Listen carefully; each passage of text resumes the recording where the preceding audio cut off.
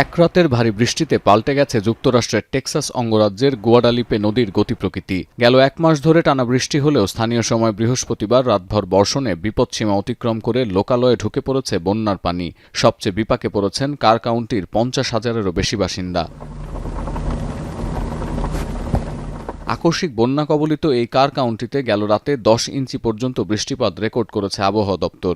এখনও পর্যন্ত যতজনের মরদেহ উদ্ধার করা হয়েছে তারা প্রত্যেকেই কার কাউন্টির বাসিন্দা ছিলেন বলে নিশ্চিত করেছে টেক্সাস শেরিফ ডিপার্টমেন্ট।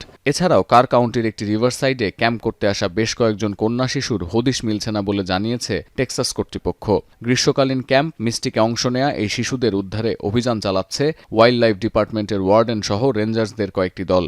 এছাড়াও বন্যা কবলিত অঞ্চল থেকে সরিয়ে নেওয়া হয়েছে 250-র বেশি স্থানীয় বাসিন্দাকে। যেসব এলাকার পানি বিপদসীমার ওপর দিয়ে বইছে সেখানে উচ্চ ক্ষমতা সম্পন্ন সামরিক যানের সহায়তায় চলছে উদ্ধার অভিযান।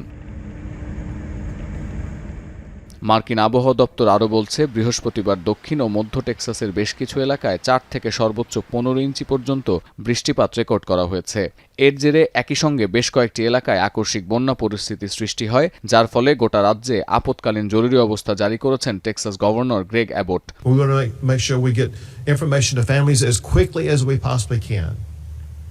But most importantly, we will stop at nothing to ensure that every asset and person and plane and whatever is needed is going to be involved in the process of rescuing every last person. I want to tell you all that we will be working around the clock 24/7 till every person is found.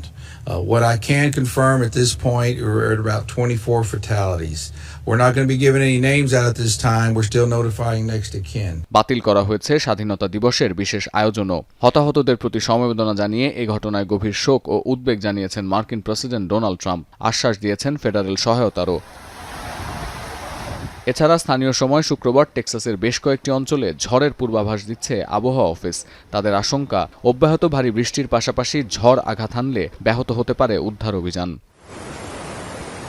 এদিকে ভারতের হিমাচল প্রদেশে ভয়াবহ বন্যা ও ভূমিধসে প্রাণহানি বাড়ছে হু হু করে। এখনও নিখোঁজ প্রায় অর্ধশত বাসিন্দা। সবচেয়ে বেশি ক্ষতিগ্রস্ত হয়েছে থুনাগ, বাকসায়েদ ও মান্ডি অঞ্চল। 2 সপ্তাহের এই দুর্যোগে রাজ্যটিতে আর্থিক ক্ষতির পরিমাণ বেড়ে দাঁড়িয়েছে 700 কোটি রুপিতে।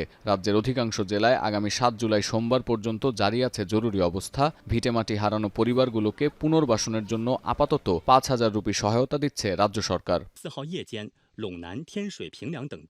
অন্যদিকে বন্যা ও ভূমিধসের সঙ্গে লড়ছে পূর্ব এশিয়ার দেশ চীনের উত্তর ও পশ্চিমাঞ্চলের বাসিন্দারা। বৃষ্টিপাত বন্ধের কোনো সম্ভাবনা দেখা না যাওয়ায় সিচুয়ান, লিয়াওয়ানিং ও গানসু প্রদেশে জারি আছে লাল সতর্কতা। স্থগিত করা হয়েছে বেইজিংগামী কয়েকটি ট্রেন। সাম্প্রতিক এই দুর্যোগে লাখ লাখ মানুষ যেমন ঘরছাড়া হয়েছে, তেমনি দেশটির $2.8 বিলিয়ন কৃষিখাতে লোকসান নিয়েও ভাবতে হচ্ছে শি জিনপিং প্রশাসনকে। সতীর্থ কর্মকার, এখন বিশ্ব।